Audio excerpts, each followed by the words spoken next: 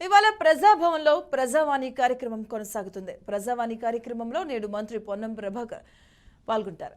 ఉదయం 10 గంటల నుంచి మధ్యాహ్నం 1 గంట వరకు ప్రజావాణి కొనసాగబోతుంది. అయితే పెద్ద ఎత్తున జనం రావడంతో ఇప్పటికే ప్రజావాణి మొదలు పెట్టారు. కొంతమంది తమ సమస్యల అర్జీలు ఇచ్చి వెనుదిరుగుతున్నారు.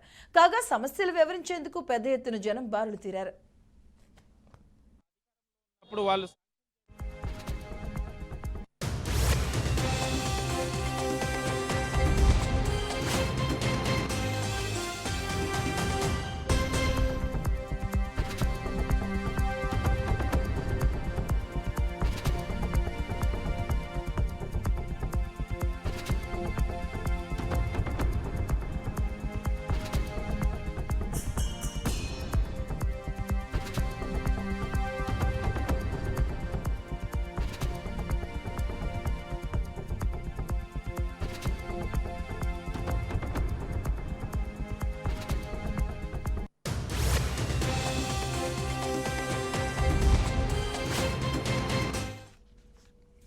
ఇవాళ ప్రజాభవన్లో ప్రజావాణి కార్యక్రమం కొనసాగుతుంది. ప్రజావాణి కార్యక్రమంలో నేడు మంత్రి పొన్నం ప్రభాకర్ పాల్గొంటారు. ఉదయం 10 గంటల నుంచి మధ్యాహ్నం 1 గంట వరకు ఈ ప్రజావాణి అయితే కొనసాగబోతుంది. అయితే పెద్ద ఎత్తున జనం రావడంతో ఇప్పటికే ప్రజావాణిని మొదలు పెట్టారు. కొంతమంది తమ సమస్యల అర్జీలు ఇచ్చి వెనుదిరుగుతున్నారు. కాగా సమస్యలు వివరించేందుకు పెద్ద ఎత్తున జనం బారులు తీరారు.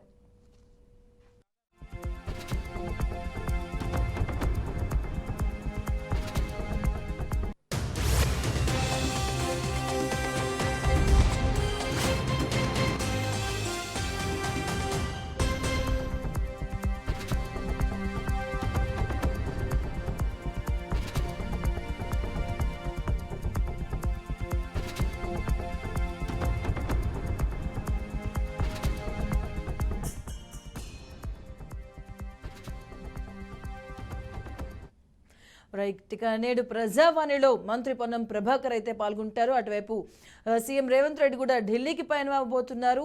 పలు దీనికి సంబంధించినటువంటి కూడా ఇప్పటికైతే ప్రజావాణి అయితే ప్రారంభమైనట్టుగా తెలుస్తూ ఉంది. ఇప్పటికే జనం బారులు తీరారు. అక్కడ ఉన్నటువంటి అట్ ప్రెజెంట్ సిచ్యువేషన్ ని మా కరెస్పాండెంట్ క్రాంతి వివరిస్తారు. Over to you Kranti.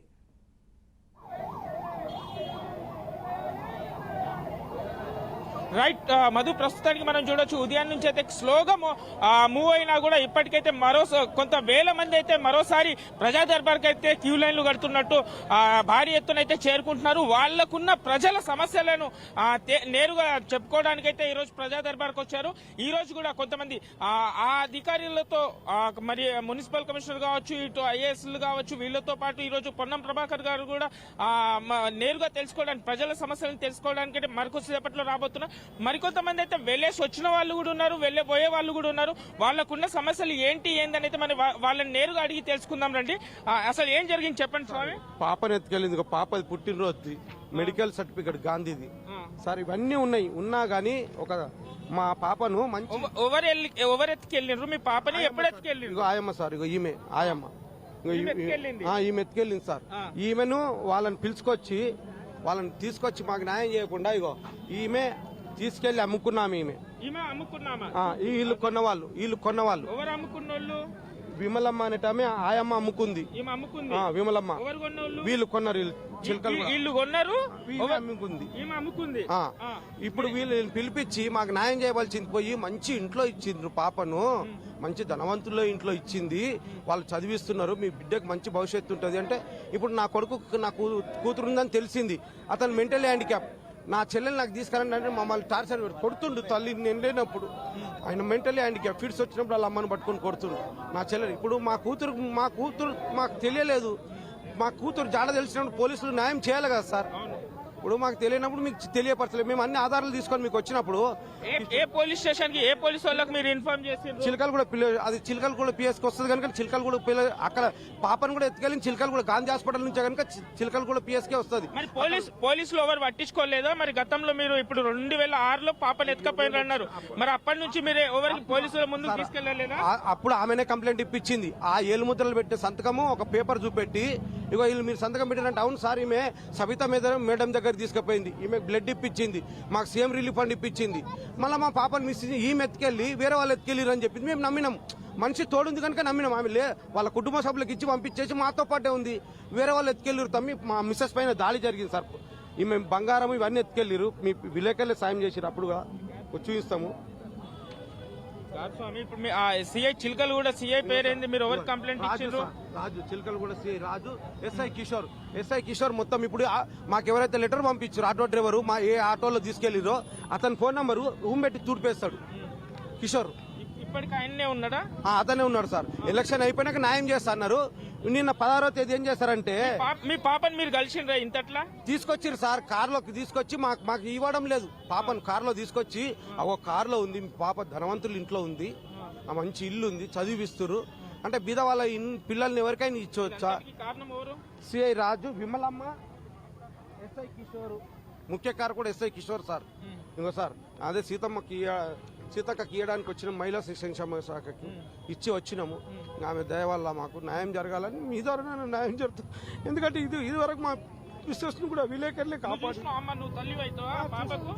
చూసినా మీ బిడ్డను నువ్వు చూసినావా? సిఐ సార్ ఏమంటుండంటే తల్లిని చూసినాక బిడ్డ ఆగుతుందా? బిడ్డ ఏమైనా చేసుకొని చస్తంటే మరి మేమేమైనా చేసుకొని చావాలనా? అట్లా చావమంటే చస్తాము. మళ్ళీ సోమవారం మీకు న్యాయం చేస్తా, మీ పాపని మీకు కల్పిస్తాను. ఇంతవరకు మా పాపను మాకు ఇవ్వడం. నేనన్నా సార్ మేము ఆత్మహత్య చేసుకుందాం మీ పోలీస్ స్టేషన్ ముంగట. ఇప్పుడు మా పాప చనిపోతుంది అంటారు. నేనన్నా సార్ వాళ్ళు పెంచుకున్న వాళ్ళైనా 2 సంవత్సరాలు ఒక ఇంటికి ఇవ్వాల్సిందే. నేనైనా ఓ ఇంటికి ఇవ్వాల్సిన అంత మాత్రాన బీదోడైతే నా కూతుర్ని ఎత్తుకెళ్ళి అమ్ముకుంటారా సార్? నా ఇల్లు అమ్ముకొని నా బిడ్డ పెళ్లి చేస్తాను. మీరు వెళ్ళి విన్నపి పత్రం ఇచ్చేసి వచ్చిండ్రా? ఏమన్నారు లోపల? ఏమన్నారు? ఎవరిని కలిసిండ్రు? ఐఏఎస్ ఆఫీసర్ ఎవరో రాసుకున్నారు సార్. ఆయన ఏమన్నారంటే సీతక్క గారికి ఇచ్చినాం కదా, పోలీస్ డిపార్ట్మెంట్కి ఒకటి మహిళా శిక్షణ పంపిస్తాం, మీకు న్యాయం జరుగుతుంది అని అన్నారు. అందుకని మీ ద్వారా కూడా ఏమైనా తెలియపరుస్తారని.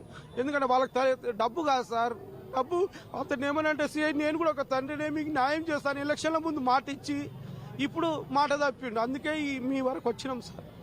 రైట్, మనం చూడొచ్చు ఒక కన్న తల్లి తండ్రి ఏదైతే పాపని దొంగలించినా కూడా పోలీసులు ఏ విధంగా దౌర్జన్యంగా వీళ్ళు ఒక తల్లిదండ్రులకు అన్యాయం చేసి కూడా గత ప్రభుత్వం కింద ఆగడాలు వాళ్ళ పోలీసులు ఆగడాలు చూడొచ్చు. మరి ఈసారి రేవంత్ రెడ్డి గారి హయాంలో వీళ్లకు న్యాయం జరగాలనే కోరుకుందాం. మరి మరికొంతమంది అయితే మనతో పాటు ఉన్నారు. బోలియే సార్, ఏంటి మీ ప్రాబ్లం ఏంటి? నాకు 8 ఎకరాల భూమి ఉంది సార్. మా 5 అన్నదమ్ములలో నా విలేజ్ ఏమో ఎల్లమ్మగూడ, మండల్ ఇచ్చోడ, జిల్లా ఆదిలాబాద్. రెవెన్యూ డిపార్ట్మెంట్లో నాకు ఇంజక్షన్ ఆర్డర్ తీసుకుపోయినా కానీ వీళ్ళు కేర్ చేయకుండా చూస్తుండ్రు. మా 5 అన్నదమ్ములకు ఇంజక్షన్ ఆర్డర్ వచ్చింది. డైరెక్ట్ ఈఓ మేడం ఏమో రెవెన్యూ డిపార్ట్మెంట్ నుంచి మాట్లాడింది, సార్ మీరు ఓన్లీ పోయేమో అక్కడ చూసి ఏమని చేయనని. సార్ దగ్గర ఇప్పుడు 5 నెలల నుంచి తిరుగుతున్నాం కానీ సార్ రాకొచ్చిండు, మాకు ఏమో జవాబు చేయకొచ్చిండు. సిరికొండ రెవెన్యూ డిపార్ట్మెంట్ సిరికొండ వాళ్ళు ఇక మాకు ఇవాళ రమ్మని రేపు రమ్మని 5 నెలల నుంచి మొత్తం సీసీ కెమెరాలో ఉన్నాం. మేము చెప్తుంటే ఆ జాతే కలాతే ఈనో నీయే ఉనో నీయే ఎంసీ నీయే గిరిదావర్ నీయే ఇలాగే మాట్లాడుతుండ్రు. మళ్ళా మేడం ఇప్పుడు మీరు లోపలికి వెళ్ళి విన్నపి పత్రం ఇచ్చేసి వచ్చిండ్రా? ఇచ్చేస్తున్నాం. మేము ఫోన్ చేస్తాం, ఫోన్ చేసి ఏమో మీరు ల్యాండ్ దిగదా ఆదిలాబాద్ జిల్లా మేము మాట్లాడతాం సార్ తోటి అన్నారు. ఇక ఏం మాట్లాడుతుందో చెప్పలేదు కానీ మేము అయితే పత్రాలు ఇచ్చేచ్చినాం. ప్రస్తుతం వాళ్ళు ఏమన్నారు, ఇప్పుడు సార్ దగ్గర పోతే అక్కడ మేడం దగ్గర పోతే మీరు ఓన్రీ ఎంఆర్ఓ సాబ్కి కలిసి డైరెక్ట్ మాట్లాడుండ్రి వస్తాడు సార్ అన్నారు. మేము పోతే సార్ ఇవాళ వస్తాం రేపు వస్తామని ఇట్లానే దింపుతున్నాను కానీ రాకొచ్చిండు. సిరికొండ రెవెన్యూ డిపార్ట్మెంట్ మళ్ళా మేడం దగ్గర పోయినా మేడం ఇట్లా అంటున్నారు సార్ అంటే మేడం డైరెక్ట్ మాట్లాడినారు, సార్ మీరు తీసుకపోండి మీకు చెప్పినా మీకు ఇంజక్షన్ ఆర్డర్ వచ్చినా ఫాలో చేయకొచ్చిందంటే లేదు మేడం చేస్తామన్నారు. మళ్ళీ 5 నెలలు అయింది సార్, ఇంతవరకు రాకొచ్చిండ్రు, వాళ్ళు మాట్లాడకొచ్చిండ్రు. ఇంజక్షన్ ఆర్డర్ వచ్చింది. खेत में लेके जा रहे नहीं, कब्जा दे रहे नहीं हमको। आजकल अब इलेक्शन है बोल के 1 महीने से फिरा रहे, कोई केयर नहीं कर रहे हमारी बात को। మీరేందమ్మా ప్రాబ్లం? ధరణి పోట 2016 వరకు ఇక్కడ ఉంది కదా, మాకు ఇందులో ఉన్న పొలము మళ్ళీ కొత్తగా వచ్చిన ధరణి పోస్టులో మొత్తం చేంజ్ అయింది సార్. అందులో ఉన్న 12 గుంటలు ఇలా ఒక్క గుంటనే ఎక్కింది. ఇలా కొత్తగా వచ్చిన ధరణి పోట అంటే మేము వేరే దిక్కు ఇట్లా నోటిఫికేషన్ పెట్టుకుంటే ఎంఆర్ఓ దగ్గరికి వెళ్ళాను అంటే ఎంఆర్ఓ దగ్గర కలెక్టర్ దగ్గరికి వెళ్ళాను. కలెక్టర్ నుంచి వెళ్తే మళ్ళీ ఎంఆర్ఓ నుంచి మాకు నోటీస్ రాలంటే వాళ్ళు లాయర్ దగ్గరికి వెళ్ళాలంటే లాయర్ 30,000 తీసుకుండు. ఏం చేయాలి సార్ మేము ఇట్లా ధరణి పోట మాకున్న పాత భూములు కూడా కొత్త గుంజుకొని లేని వాళ్ళకి ఎక్కించి ఉన్న వాళ్ళకి తీసేసి ఏం న్యాయం సార్ ఇది? మేము ఇంత దూరం అన్ని ప్రూఫ్ తో సార్ మేము అమ్మినట్టు కూడా లేదు, మా తాతలు ఇచ్చిన పొలం అవి కూడా గుంజుకుంటా మేము ఏం చేయాలి? ఎక్కడ ఏ ఊరమ్మా? ఎక్కడ? మైనాబాద్ మండల్ సార్, రంగారెడ్డి. అక్కడ టీఆర్ఎస్ పార్టీ ఉంది, టీఆర్ఎస్ పార్టీ వాళ్ళకి గుంజుకున్నారు. ఇది వాళ్ళ మీదనే ఉంది. నేను వాళ్ళతో మీ ఎమ్మెల్యే అప్పుడు ఎవరు ఉండే? కాలేయాది ఇప్పుడు కూడా కాలేయాదే నుంచి వాళ్ళకి చెప్పాలన్నా లేదు. ఇప్పుడు ఇక్కడ అందుకే ఇంత దూరం మీకు వచ్చాం సార్. మేము అక్కడ ఎంఆర్ఓ దగ్గరికి పోతే కలెక్టర్ దగ్గరికి వెళ్ళండి అన్నారు. కలెక్టర్ కూడా పోతే మళ్ళీ సీఎం ఇక్కడ ఎంఆర్ఓ దగ్గరికి, అక్కడ పోతే అక్కడ ఇన్ని పేపర్లు పెట్టుకొని తిరిగినాం. వాళ్ళ పేరు ప్రూఫ్ తో సహా మా దగ్గర ఉన్నాయి. మీరు ఇప్పుడు ఈ ప్రాబ్లమ్ మీరు అధికారుల ముందుకు తీసుకెళ్లినా కూడా కానీ పట్టించుకోవట్లేదు సార్. మా దగ్గర ఏంటంటే మా కోర్టు ద్వారా చూసుకుంటున్నా, కోర్టు నుంచి కూడా చూస్తే ఏం రెస్పాన్స్ కూడా లేదు. మేమందరం ఇంత పెట్టుకుంటే మేము ఏం చేయాలి? మేము ఆడపిల్లలం సార్. 54 కాసారాలు ఉన్న భూములు ఇప్పుడు 2018 వరకు కేసీఆర్ రాకముందు దాకా పట్టా పహాని కబ్జాలు అన్ని ఉండే. అటువంటి భూములు కూడా ధరణి వచ్చినాక తీసేసిండు. 1956 కాసర అంటే దాదాపు ఎన్నేళ్ళు 60-70 ఏళ్ల నుంచి పట్టదారు. ఈ పట్టదారు పాస్బుక్ ఉందా? ఈ పట్టదారు పాస్బుక్ ఇవన్నీ ఉండి ఇవన్నీ రికార్డు తొలగించిండు. అంతా మళ్ళా సన్నకారు రైతులే వీళ్ళు ఉన్న వాళ్ళంతా. ఇటువంటి భూములను తొలగించిండు. అంటే ఇవి దొంగ అవి పాస్బుక్లు అంటే ఏందన్నట్టు ఈ పరిస్థితి? మళ్ళా ప్రజలకు ఎలాంటి సౌకర్యాలు లేకుండా చేసి అసలు మీ సేవల లేకుండా తొలగించిండు.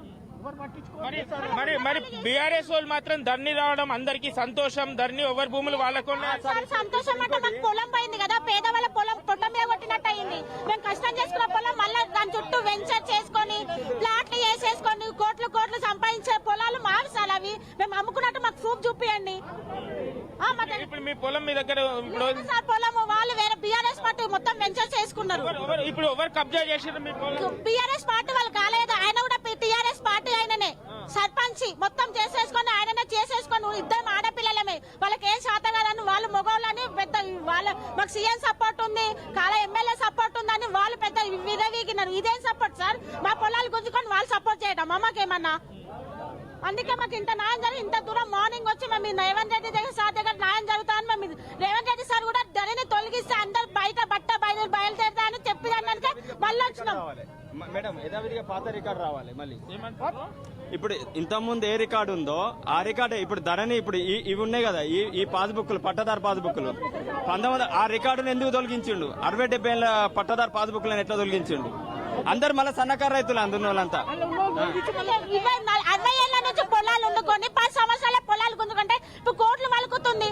100 కోట్లు సంపాదించవచ్చు. మళ్ళీ మాకు పొట్టాల రైతుల మీద పొట్లాల మీద కొడతారా ఏమన్నా?